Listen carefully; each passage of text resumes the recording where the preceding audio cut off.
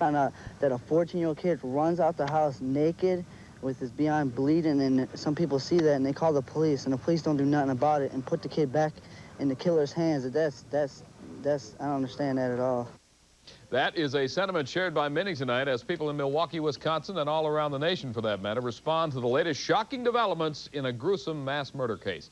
Good evening. Glad you're with us. 3 Milwaukee police officers suspended tonight. They are accused of failing to protect the boy who ran naked from Jeffrey Dahmer's apartment a couple of months ago, screaming for help. As reporter Ann Cavanaugh tells us, police allegedly handed the boy back over to Dahmer. Members of the Milwaukee Police Department had contact with the accused Jeff Dahmer and the victim. This is a matter of grave concern to me and the entire department.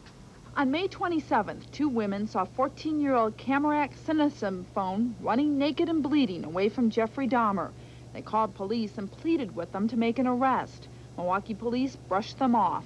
He turned around and told her, "Look, don't mind your own business. I've been investigating for 15 years. Dahmer apparently convinced police he and the boy were having a lover's spat. Monday, Kamrak was found in Dahmer's apartment, his youngest victim. His life was saved. The police gave it back into Dahmer's hands." The Milwaukee police chief has suspended the 3 officers involved in the incident and has called for a full investigation. But that's little comfort for Kamrak's parents and 7 brothers and sisters. I have no other comments. The family came to Milwaukee from Laos in 1980. This is their second painful encounter with Jeffrey Dahmer in less than 3 years. In 1988, Dahmer was convicted of fondling Kamrak's brother. Dahmer was placed on probation for that offense. Since then, he's had more contact with Milwaukee police. In September of 1988, a man he picked up accused Dahmer of stealing his wallet and jewelry. No charges were filed. Later that year, Dahmer was the victim of a battery that was also reported to police. In September of 1990, Dahmer was held up at gunpoint at a bus stop. Police questioned him about the incident in his apartment. Thursday, the police chief said no one could go in that apartment and not notice something was wrong. Today, he appeared shaken at the thought Jeffrey Dahmer slipped through his police force's hands time and time again. I am taken aback by this information. And I would reiterate that the department and I extend our personal condolences to all of the victims and their families. Ann Cavanaugh, Fox News, Chicago.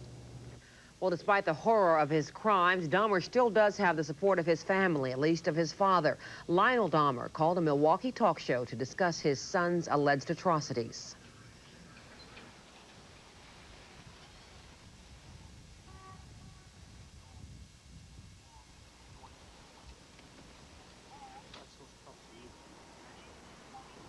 That was not the correct videotape. That was a videotape, I believe, of Robert Cloutier, who was sentenced today for crimes he committed here in Chicago. We will try to get that tape of Jeffrey Dahmer's father in a few moments.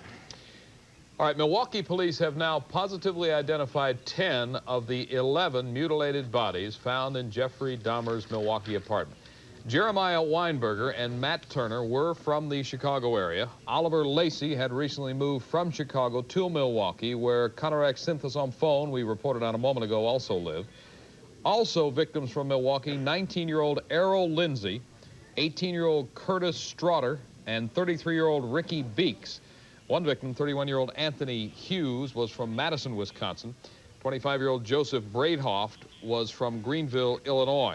Now, police are waiting to notify relatives of the 10th victim before releasing his name.